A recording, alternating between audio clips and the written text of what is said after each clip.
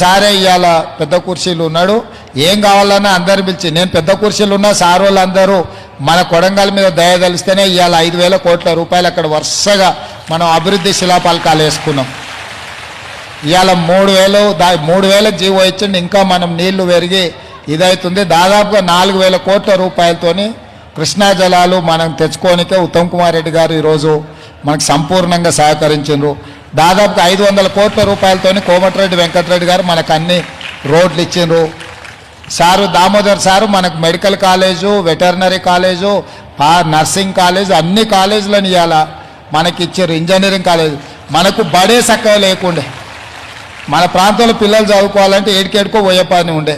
తాండూరు పోవాలి, మహబూబ్నగర్ పోవాలి, నారాయణపేట పోవాలి, పట్నం పోవాలి, ఇట్లుండే.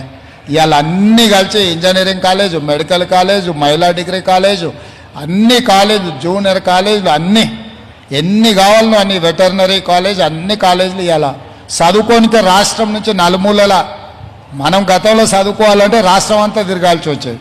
ఇవాళ రాష్ట్రంలో ఎక్కడున్న పిల్లలు కూడా ఇవాళ కొడంగల్కి వచ్చి చదువుకునేటట్టు ఇవాళ ప్రభుత్వం అన్ని అనుమతులు ఇచ్చారు. పెద్దలందరూ మన సంతోషంలో భాగస్వాములు కావాలని వాళ్ళు వచ్చారు. వాళ్ళందరికీ కూడా గట్టిగా సపోర్ట్లతో మీరు స్వాగతం పలుకుతారు. Thank you sir.